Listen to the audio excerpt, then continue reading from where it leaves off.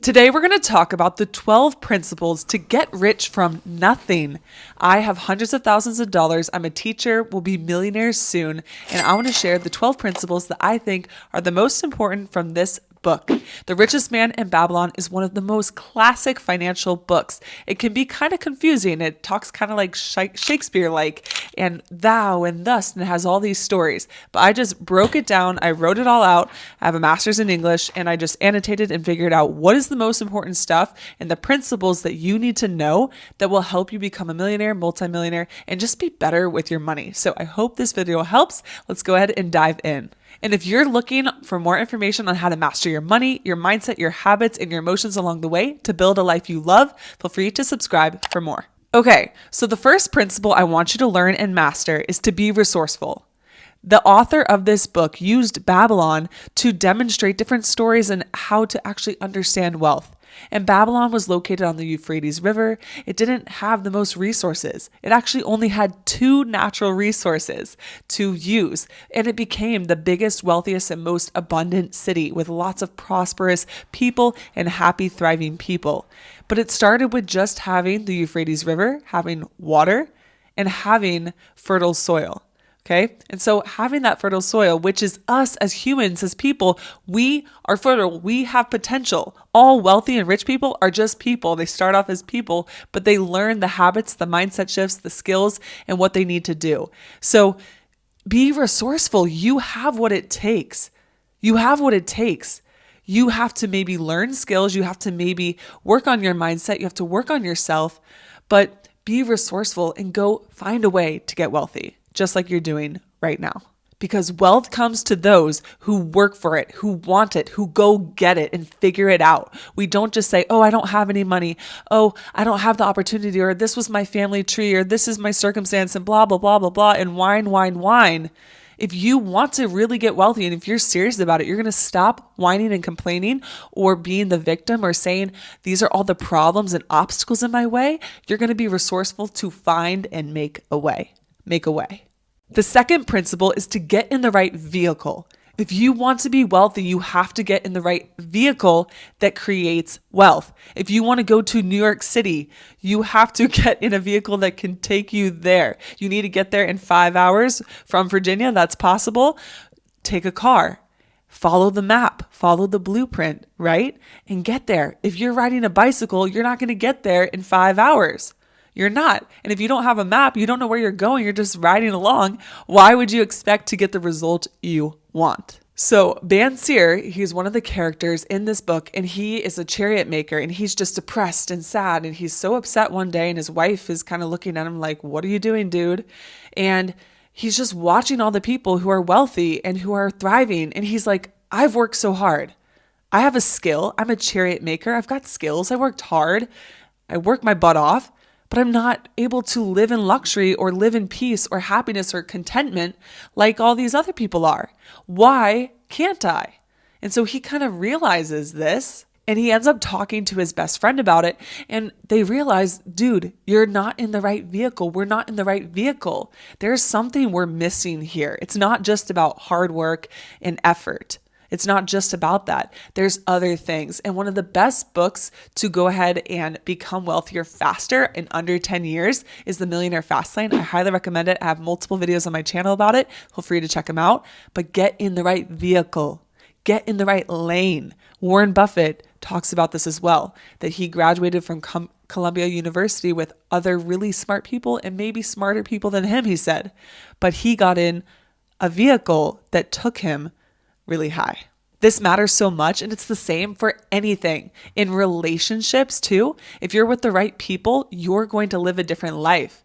People know this from if they've dated different people and the different types of lifestyles or the different daily experiences they have just by being with a different person. Or even if you're not dating someone, you're just around friends or other people and you're like, whoa, this person like brings so much life and energy and success and a great mindset or fun or whatever it is. But being around the right people and being in the right vehicle gets you different results and gets you different things. This goes in conjunction with principle 2, but you have to follow and copy the blueprint of people who have done it. So you want to get in the right lane. And to get in the right lane, definitely check out the Millionaire Fast Lane. There's multiple lanes, which typically involve starting a business or providing a product or a service. But Bansier was so depressed. And he's sitting there whining and complaining and sad.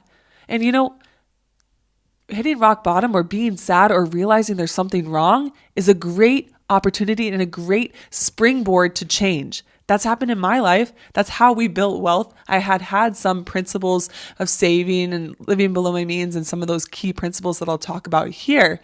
But what really springboarded me was kind of feeling stuck and wanting more for my son and wanting more for my family and my life and knowing I had more within me. And so use your pain to motivate you.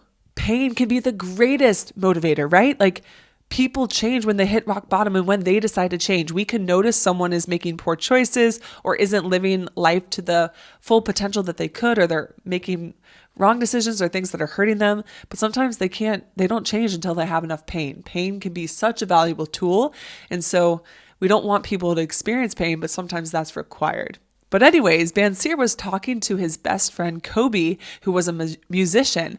And Kobe just had a great idea and said, why don't we go ask the people and learn from the people who have a lot of gold and coins in their own purse? And so he was saying, why don't we go learn from the rich people? Why don't we go learn from the people who actually have figured it out?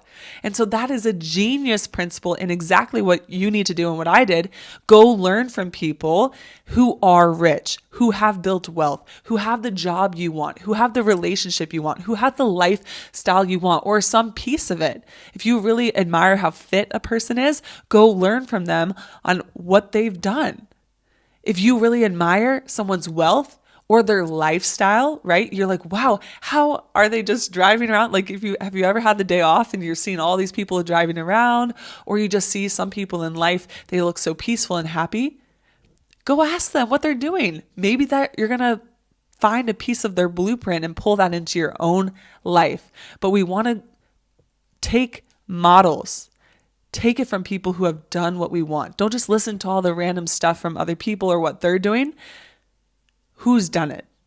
Listen to them, follow them, get after it. Principle number 4 is that we are all capable with the right mindset, attitude, actions, and knowledge. We are all capable. We are all just people. The boys were talking about how when he was kind of depressed and upset, he's like, we all learned under the same master. The richest man in Babylon is Akkad. How did he become the richest when we all learned from the same master? We went and played the same games. We were together. Why is his story different? And I worked hard. And a lot of us experience that or go through that or will go through that when we realize what is happening. Like, I work hard. I'm a good person, but it's not that creates the wealth. That's not the only thing. And we know wealth isn't the most important thing. It's just a resource. But I want more people to have more resources and more good people to have more resources. You can be more relaxed. You can be more free. You can do more good with it. So remember that we are all capable. You are capable. Doesn't matter where you've been. Doesn't matter what you have or what you don't have. If you learn these principles, if you learn how to do it, you're willing to take the actions, you're willing to take the risks, you figure out what risks you're willing to, and you go in the lane that you want to, and you persist and you take action, you'll get there. Principle number 5 is, in a world of spending, you have to pay yourself first. This is a core principle, and the author of The Richest Man in Babylon is coined with this pay yourself principle. If you've heard of personal finance, if you've dived in a little bit, you probably know of this term. In the book, he writes, "A part of all I earn is mine to keep. A part of all I earn is mine to keep." And so there's a story that they go through and they talk about it. But basically, if you earn 10 coins, if you have 10 coins, you want to put at least one in your own purse first. Pay yourself first. We pay for things. We pay for food. We pay for clothing. We pay for desires and wants and needs. But don't just do that. Always pay yourself first. And this was something I've been very good at. And since I was young, I always saved. I always paid myself first. And the other level to that is, once you have that money, then you can take that money and make it go work for you and make it multiply. That is essential as well. But you first have to remember, give yourself some. Don't just pay everybody else. Pay yourself so you have money to work with and to grow and to multiply and build your wealth. Pay yourself first. The next principle is to plant seeds for what you desire. Plant seeds for what you want. Any result in life comes from starting from a seed. Seeds of habits, seeds of desire. You want something. In the book, the author writes, "Wealth like a tree grows from a tiny seed." It starts small. If you want big results, a big life, big outcomes, you have to start small. You have to start with those little actions. You have to start with that desire and that wanting within your heart and in your soul. If you want something, you can get it, but you have to plant the seeds and you have to water them and put sunlight and all of those things as well. It's required. I want you to ask yourself, what seeds are you planting? Are you even planting any seeds? Are you planting seeds of doubt? Are you planting seeds of hope and belief? Are you planting seeds of health? Or are you planting seeds of disease? Are you planting seeds of abundance and wealth and prosperity? Are you planting seeds of negativity and complaining and whining and more misery? What seeds are you planting and what seeds do you want to plant moving forward? Principle number 7 is you have to desire it. In Think and Grow Rich, it talks about this as well, having a burning desire. Arkad ended up learning how. He desired it. He was determined. He kept going. He persisted. He wanted it and was willing to learn. He desired the outcome. Bansir, he was living his normal life. He was doing what he was doing as a chariot maker, right? But then one day he had a moment. Like we have moments, I call it the Sarah Blakely moment, where she realized, like, I'm selling fax machines door to door and I'm miserable. I've been doing this 7 years and I want something different. This is not my life. This is not my movie. So it starts from realizing you don't want something and realizing what you want. What do you want? And then you desire it, right? I didn't become wealthy or start creating more finances until I desired it and I realized I wanted it. When you desire it, you're going to figure out how to make it happen and how it was created, right? Like if you want health, you might be going through the motions, then you're just realize, I want to be healthy. I want to feel strong. I want to feel fit. Then you go figure it out. You figure it out. You have to desire it though. If you're just going along and you're happy in your life and you're just going along, why would you get something different? You have to desire it, want it, and then you'll figure out how to get it. The next principle is self-control. I talk about this all the time in many aspects of life with behavior in the classroom and teaching PE. How can we have control? Keep our hands to ourselves, be calm, listen, all of those things. But it is a key principle in wealth creation as well. One of the key areas to exhibit self-control is with your budget and with your expenditures. So we could make $200,000 a year and be in the top 5% of income.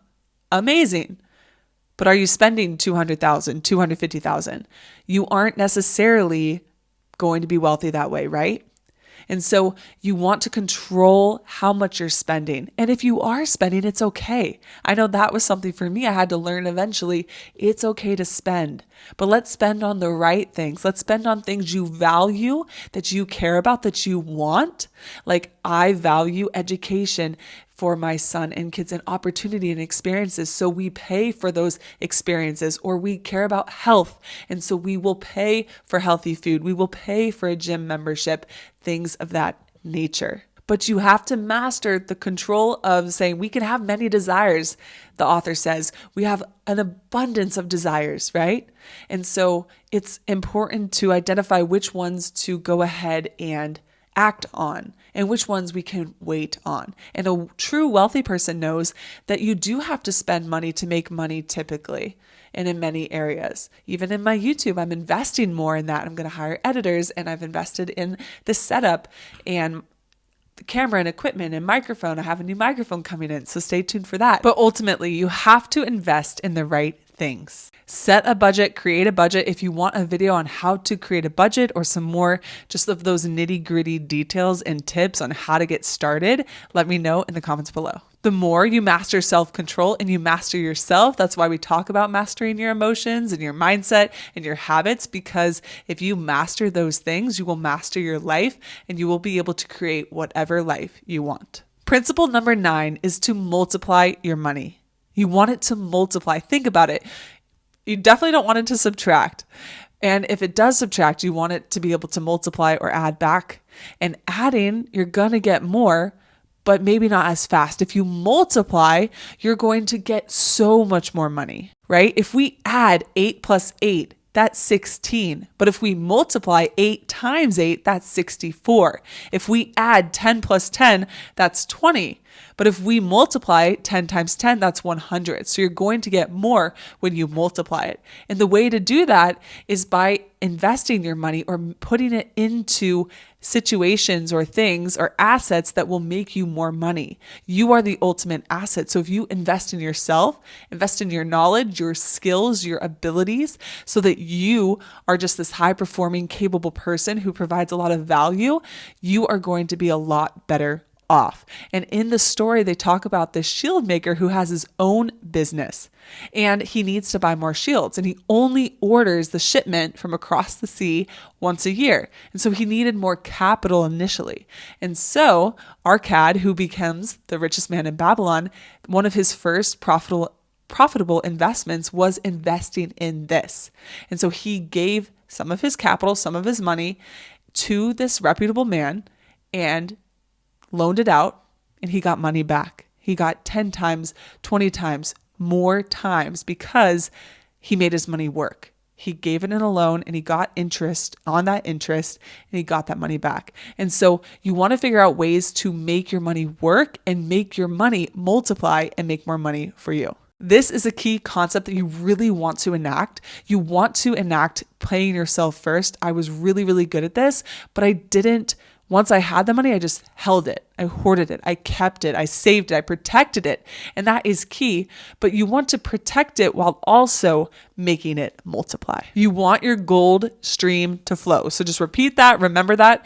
Gold stream to flow. You want a gold stream to keep going into your purse and to keep multiplying and multiplying and to expand. 10 is to increase your ability to earn. I talk about this example all of the time, but I talk about a barista, a teacher, and a cardiologist. They all make different amounts of money per hour. You might make $15 an hour as a barista, $45 an hour if you're lucky as a teacher, depending on what state you're in, and maybe $200, $250 as a cardiologist. All of these positions require different levels of skill, knowledge, expertise, and education. It doesn't mean that the barista is any worse of a person or less valuable as just a person in general than the cardiologist or the teacher, but they don't have the same skills that are going to be rewarded financially. And so you just need to know that if you want to be a barista for the rest of your life and you love that, go for it. There's nothing wrong with that, but just knowing that is essential. If you want to earn more, you have to become more valuable. You have to learn more valuable skills that the world will reward. You can start with a regular job like I talk about with the barista versus the teacher versus the cardiologist, but you can also think even bigger and go into a business or creating a product or a service. I even know of some people who started businesses, or if you are a kid and you're able to create a product and go sell it and you make $500 and you spent 3 hours selling, that's a lot of money. Instead of going and you go to Starbucks and you end up making $15 an hour for those 3 hours, that's a lot less. And so finding the right vehicle, like we talked about originally, is very important. Remember, no person is less or more valuable as a human and in their heart and in their spirit, but you got to know the game. You got to know that life does require money. If we're thinking about it as a game in Monopoly or in these games, you have to have money to play and to win and to thrive and succeed. And going back to what we first talked about, that money will help you to be able to enjoy all that life and this planet Earth has to offer. So go get it. Principle number 11, opportunity is all around. It's all around us. If you're willing to see it, if you're willing to become the person capable of getting it, and if you're willing to knock. Knock on those doors, ask, decide what you want, and go get it. In the book, two gentlemen were talking, and the older, wiser man said, "Opportunity waits for no one. Go now. Go create it. Create your own luck." That's another principle that can help you. And so instead of staying stuck, figure out how you can create more opportunity, create more luck. And that goes with the person you become. And I'm definitely going to be doing more videos on that, on how to become a person that creates opportunity, that creates abundance, that creates wealth, because it's created by who you are and what you do. The last principle I want to share today, besides ownership and owning things and being someone who goes and takes the action, is that gold is reserved for those who know. It's reserved for those who know. That's the key. That's what it all is. You got to know. Have you ever heard that education is power or knowledge is power? That is so true. You don't know unless you know. Knowledge applied is even more powerful. That's the spin that I add. Knowledge applied is powerful. You need the knowledge, but then are you going to apply it? But a lot of us just don't even know. Like we talked about at the beginning of the book, he didn't know. Bansier didn't know what to do. He wanted it, he desired it, but he didn't know. And so there's books all around, there's mentors, there's people on YouTube. There's so much information out there. We're in the age of technology and information. So there's no excuse now. What do you want? Who do you want to be? How do you want your life to be? You can make it happen. It won't happen overnight. I can't just snap my fingers and make it happen for you, even though I want to. But are you willing to do the work? Are you willing to show up? Are you willing to go read, learn, discover? Are you willing to become the person that can attract the success and create the success and the wealth? I know you can, and I know you will if you decide. Decide. I hope you got value from this video and that it was helpful for you. Feel free to let me know if you want a more in-depth dive on this book or more books like this. I'm happy to do more. Feel free to check out this video on 17 ways rich people think and act differently than poor and the middle class, or this video on 10 habits making me a millionaire.